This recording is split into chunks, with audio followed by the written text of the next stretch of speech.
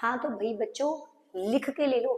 आज जो मैं आपको क्वेश्चन कराने वाली हूँ ना, ये क्वेश्चन आपके एग्जाम में 6 मार्क्स का 110% आएगा ही आएगा। तो भाई मेरी बात को ध्यान से समझो कि आज हम जो क्वेश्चंस करेंगे वो आपके बोर्ड एग्जाम में 6 मार्क्स का आना ही आना है।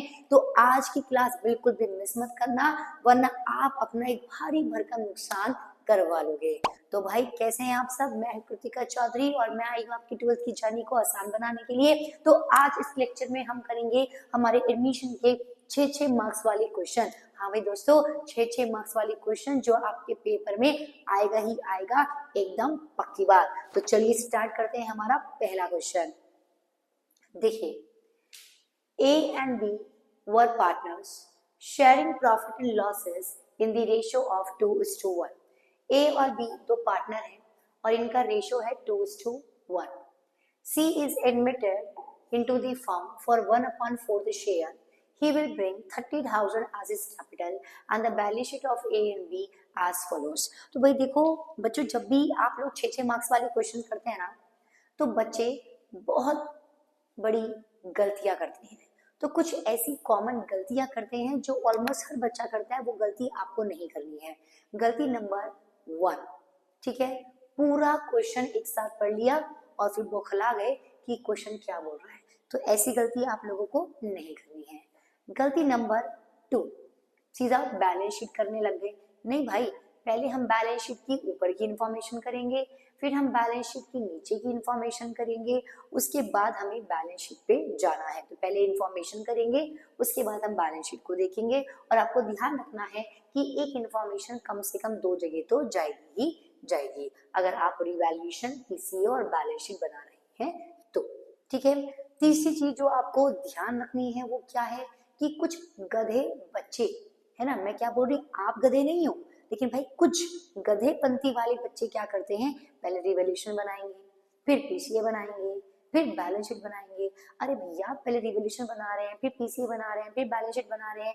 अगर एक एक चीज को इतना समय दोगे तो भाई आपके 40 मिनट तो एक क्वेश्चन में ही चले जाएंगे और आपके एग्जाम में करीब 32 क्वेश्चन आने हैं। तो कैसे करेंगे अपना क्वेश्चन पेपर ऑन टाइम में? तो ऐसी गलती नहीं करनी है, गधे भीड़ को फॉलो नहीं करना है, स्मार्ट वर्क को फॉलो करना है। इन शॉर्ट, रिवैल्यूएशन, पीसीए और बैलेंस शीट, आपको तीनों फॉर्मेट एक साथ बनाने हो, तीनों की इन्फॉर्मेशन जो भी आती जा रही है उनको एक साथ ही लिखना है ताकि हमारा टाइम बच पाए और हमारी एक्यूरेसी और स्पीड बढ़ पाए। ठीक है, तो ये गलतियां आप लोगों को नहीं करनी, फिर मत कहना बाद में मैंने आपको बताया नहीं। तो चलिए स्टार्ट करते हैं हमारा ये क्वेश्चन। तो जैसे कि ए और बी दो पार्टनर हैं, इनका रेशियो दे रखा है 2:1। सी आया नया पार्टनर 1/4 के शेयर के लिए। ही विल ब्रिंग, वो लेकर आया 30,000 रुपए की कैपिटल, और जो बैलेंस शीट है ए और बी की वो हमें दे रखी है। अब बच्चे, जब नया पार्टनर 30,000 रुपए की कैपिटल लेकर आएगा तो उसकी जर्नल एंट्री क्या होती है? Cash account debit to C's capital. तो देखो इफेक्ट क्या आ रहा है, एक तो कैश डेबिट हो रहा है, इट मींस कैश बढ़ेगा, और सी की कैपिटल क्रेडिट हो रही है, इसका मतलब सी की कैपिटल बढ़ेगी जो कि पीसीए में जाएगी बाय वाली साइड। फिर बैलेंस शीट को स्किप करेंगे, नीचे आ जाएंगे। सी विल ब्रिंग, सी लेकर आया 12,000 की शेयर ऑफ गुडविल। जब नया पार्टनर गुडविल का भी पैसा लाता है तो उसकी एंट्री क्या करते हैं? Cash account debit to PFG, PFG account debit to sacrificing partner in their sacrificing ratio. तो 12,000 की जो गुडविल लेकर आया है सी, वो हम कैश में बढ़ा देंगे और फिर यही पीएफजी के नाम से सैक्रिफाइसिंग पार्टनर के अकाउंट में क्रेडिट वाली साइड लिख देंगे। उसके बाद जो बिल्डिंग है वो वैल्यूड हो गई एट ₹45,000। ये सुनो मंत्रा। बच्चे अक्सर कंफ्यूज हो जाते हैं कि रिवैल्यूएशन में कौन सा अमाउंट लिखे और बैलेंस शीट में कौन सा अमाउंट लिखे। तो बेटा बहुत सिंपल सा पॉइंट है, आपको बस ध्यान रखना है। क्या ध्यान रखना है? अगर अगर अमाउंट के आगे टू या एट लिखा हुआ है, अगर किसी भी एसेट और लायबिलिटी के आगे टू या एट लिखा हुआ है तो बेटे वो हमारी नई बैलेंस शीट में जाएगी, मतलब वो हमें एसेट और लायबिलिटी की न्यू वैल्यू गिवन है। फिर आप पुरानी बैलेंस शीट से कंपेयर करेंगे, कंपेयर करके जो अमाउंट आएगी उसको आप रिवैल्यूएशन में लिखेंगे। फॉर एग्जाम्पल, बिल्डिंग के आगे क्या लिखा हुआ है? एट ₹45,000, विच मीन्स कि बिल्डिंग की नई वैल्यू दे रखी है 45,000। अब बच्चे मैं ऊपर से कंपेयर करूंगी, ऊपर बिल्डिंग कितने की है? 40,000, तो 40,000 की बिल्डिंग आज 45,000 की हो गई। तो मेरी बिल्डिंग ना कितने से बढ़ गई, पहले 40,000 की थी, आज कितने की हो गई, 45,000 की। तो बिल्डिंग 5,000 रुपीज से अप्रिशिएट हो गई, यानी कि बढ़ गई। तो बच्चे जो डिफरेंस आया 5,000 रुपीज, ये हम रिवैल्यूएशन में लिखेंगे और 45,000 कहाँ आएगा, बैलेंस शीट में आएगा। ठीक है। और लेकिन अगर अमाउंट के आगे बाय लिखा हुआ है, बी वाई बाय, तो अगर अमाउंट के आगे बी वाई बाय लिखा हुआ है तो ये अमाउंट सीधा हमें रिवैल्यूएशन की दे रखी है और ये सीधा रिवैल्यूएशन में जाएगी। For example, machinery depreciate by ₹2,000, machine पे 2,000 रुपए का डेप्रिसिएशन लग रहा है। तो बच्चे अब अमाउंट के आगे क्या लिखा हुआ है, बाय, इसका मतलब कि ये सीधा कहाँ जाएगी, रिवैल्यूएशन में जाएगी। ठीक है। और नई बैलेंस शीट में कितने की जाएगी, मशीनरी है 25,000 की, 2,000 से घट गई, बची हुई 23,000 की मशीनरी आप नई बैलेंस शीट में शो करेंगे। डन। उसके बाद दिया हुआ है provision for bad debt is to be created at the rate 6% on debtor. हमें डेटर पे 6% का प्रोविजन क्रिएट करना है। तो डेटर कितने का है, देखो ऊपर डेटर है 8,000 का। अब 8,000 का 6% जो आएगा निकाल कर उसको हम रिवैल्यूएशन में लिखेंगे, फिर माइनस करके जो बचेगा बची हुई हम बैलेंस शीट में मेंटेन करके रखेंगे। ठीक है। तो ये मैंने आपको थोड़ा सा ओवरव्यू दे दिया क्वेश्चन का। तो चलिए अभी स्टार्ट करते हैं फटाफट। तो हम बनाएंगे रिवैल्यूएशन अकाउंट।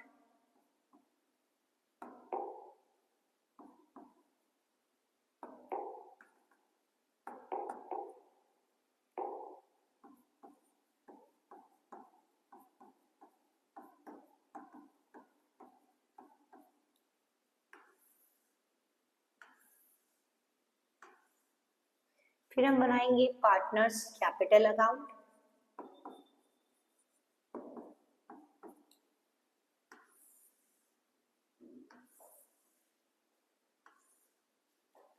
और हम बनाएंगे साथ में बैलेंस शीट।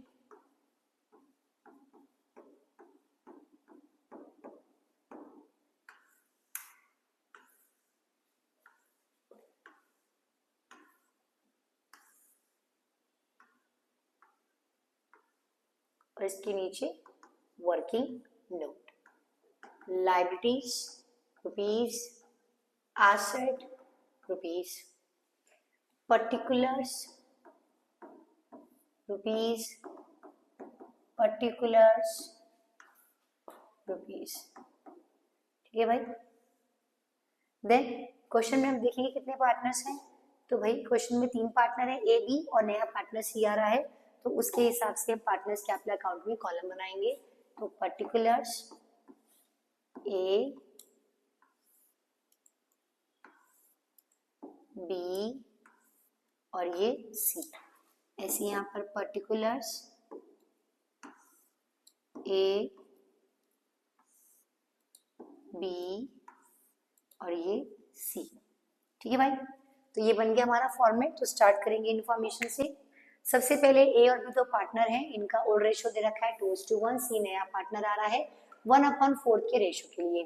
तो देखो ओल्ड पार्टनर का ओल्ड रेशो है, नया पार्टनर का नया रेशो है। इसके अलावा रेशो में कुछ और नहीं लिखा हुआ है। इसका मतलब ये हमारे रेशो का केस नंबर 1 है, जिसमें हमारा ओल्ड रेशो ही सैक्रिफाइसिंग रेशो होगा। ठीक है। अब ही विल ब्रिंग, वो लेकर आया 30,000 की कैपिटल। तो जब भी नया पार्टनर कैपिटल लेकर आएगा पार्टनर्स कैपिटल अकाउंट में आप लिखेंगे बाय कैश अकाउंट और नए पार्टनर में लिख देंगे इसकी अमाउंट 30,000। अब एक इन्फॉर्मेशन कम से कम 2 जगह तो जाएगी।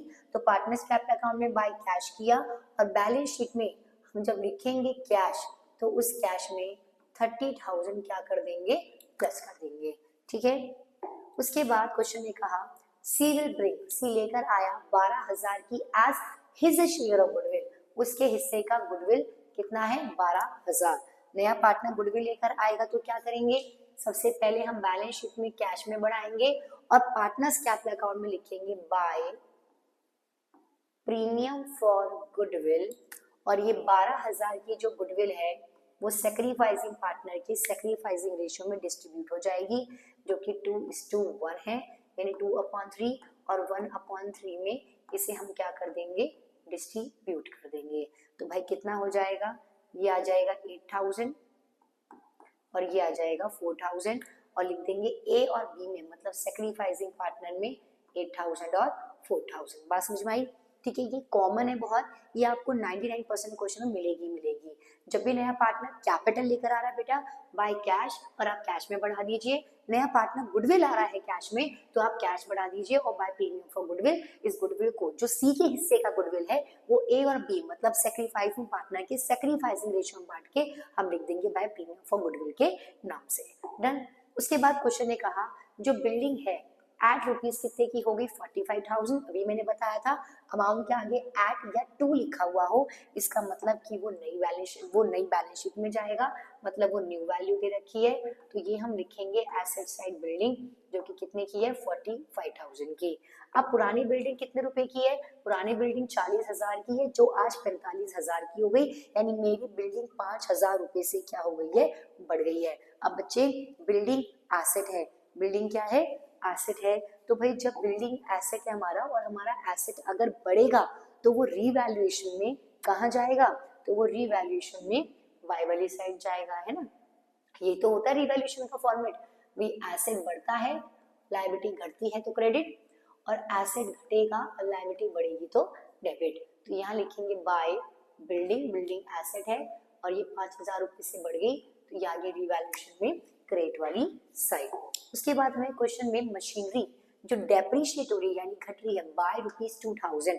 अब बच्चे अमाउंट के आगे बाय लिखा हुआ है, जब भी अमाउंट के आगे बाय लिखा हुआ होगा तो वो जाएगा सीधा रिवैल्यूएशन में, ठीक है। अब क्योंकि वो हमारी मशीनरी घट रही है, डेप्रीशिएट हो रही है, एसेट घट रहा है, तो वो आएगा रिवैल्यूएशन में डेबिट वाली साइड। तो टू मशीनरी कितनी 2,000।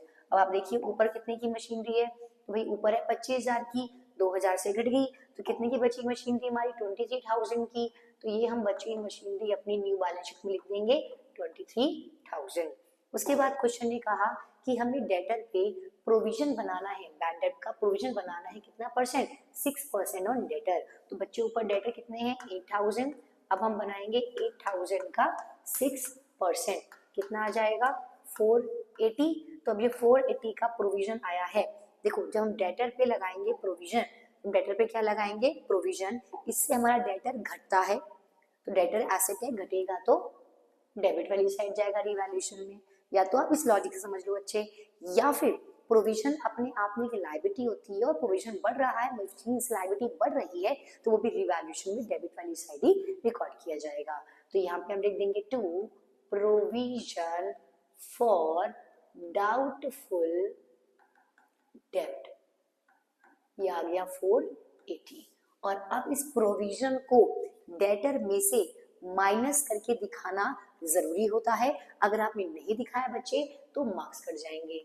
तो अब यहाँ पे हम लिखेंगे डेटर जो कि हमारे कितने के हैं 8,000 रुपीज के हैं, कितने के हैं भाई 8,000 रुपीज के हैं।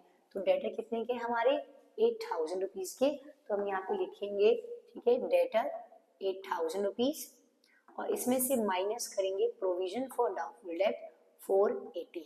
अब माइनस करके जो आएगा उसको हम बाहर लिखेंगे, तो भाई कितना आ गया देखो ये आ गया 7520।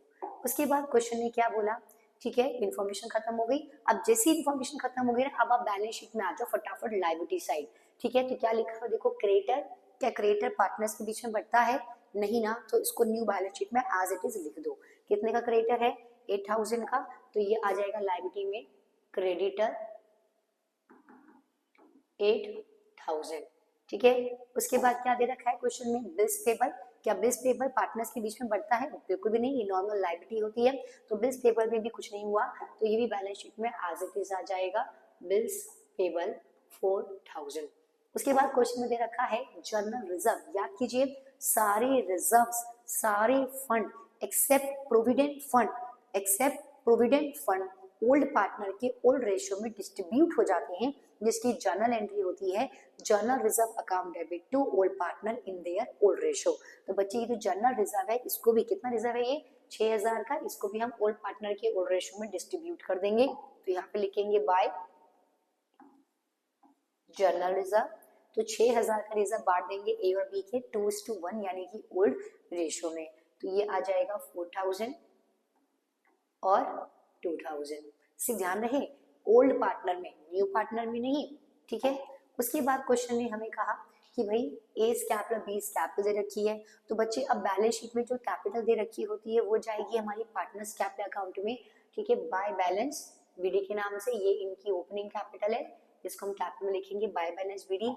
कितनी है भाई देखो 52,000 और 32,000, तो ए की है 52,000 और बी की है 30,000, ठीक है। इसके बाद क्वेश्चन ने क्या बोला, इसके बाद हम आएंगे एसेट वाली साइड और हमें कैश दिया हुआ है 12,000 का। तो बच्चे अब क्या करेंगे, कैश का हमने ऑलरेडी कॉलम बनाया हुआ है तो वहीं पे हम कैश लिख देंगे, ठीक है, और इन तीनों को प्लस करके बाहर लिख देंगे। उसके बाद क्वेश्चन ने बोला डेटर, डेटर हम लिख चुके हैं, ignore this. Next stock, stock हमने नहीं लिखा हुआ, उसमें कुछ भी चेंजेस नहीं हुआ, तो बच्चे ये एज इट इज हमारी बैलेंस शीट में यहाँ पे हम रिकॉर्ड कर देंगे स्टॉक, ठीक है। तो भाई कितने का स्टॉक था, तुम्हारा स्टॉक है करीब 10,000 का, तो ये आ गया 10,000 का स्टॉक, ठीक है। उसके बाद क्वेश्चन ने क्या बोला हुआ है फर्नीचर, तो भाई फर्नीचर में कुछ भी नहीं हुआ था तो ये भी हम एज इट इज लिख देंगे 5,000 का। मशीनरी और बिल्डिंग लिख चुके हैं तो इसको फिलहाल अभी इग्नोर करेंगे, तो हम लिख देंगे फर्नीचर जो कि कितने रुपए का है 5,000 रुपीज का, ठीक है, ओके। अब इसके बाद सब ये कुछ पूरा क्वेश्चन कंप्लीट हो गया। अब लास्ट काम बचा है इसको बैलेंस करना, तो चलिए फटाफट बैलेंस करते हैं। सबसे पहले हम बैलेंस करेंगे रिवैल्यूएशन को। अब जरा देखिए कौन सी साइड ज्यादा है, डेबिट की क्रेडिट, क्रेडिट में है 5,000 रुपीज और डेबिट में है 24,080, तो भाई यहाँ पे कौन सा ज्यादा है, ऑब्वियसली क्रेडिट साइड ज्यादा, तो ये लिखेंगे यहाँ पर 5,000 और 5,000। अब 5,000 में से माइनस कर देंगे 2480, तो भाई कितना आ जाएगा देखो, ये आ जाएगा 2520। अब बच्चे डेबिट वाली साइड बैलेंसिंग फिगर बची है, तो ये होता है हमारा रिवैल्यूएशन प्रॉफिट, और ये प्रॉफिट ए और बी के ओल्ड रेशियो में क्या हो जाएगा, डिस्ट्रीब्यूट हो जाएगा, जो कि 2:1 है।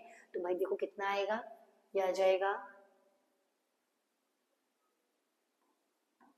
बी का आ गया 840 और एक आ गया 1680।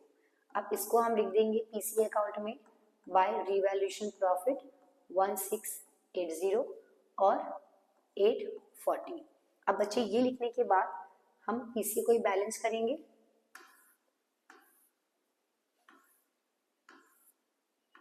देखो पीसी का कौन सा साइड ज्यादा है, ऑब्वियसली क्रेडिट वाला साइड ज्यादा है, तो उनको प्लस करो 52,000 प्लस 8,000 60,000, 60,000 प्लस 4,000 64,000, 64,000 प्लस 1680 कितना हो जाएगा 65,680।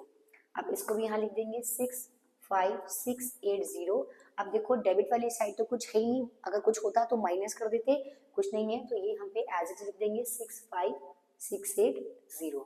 अब ऐसे करेंगे बी का 34,000 36,000 और ये हो गया 36,840। अब इसको भी यहाँ पे लिख देंगे डबल कॉलम में 36,840, यहाँ माइनस करने के लिए कुछ भी नहीं है, तो बच्चे ये एज इट इज आ जाएगा 36,840। अब सी में तो यहाँ पे कितना है 30,000, तो ये लिखा 30,000, तो यहाँ भी लिख देंगे 30,000, सी में कुछ और नहीं है, तो ये आ गया 30,000।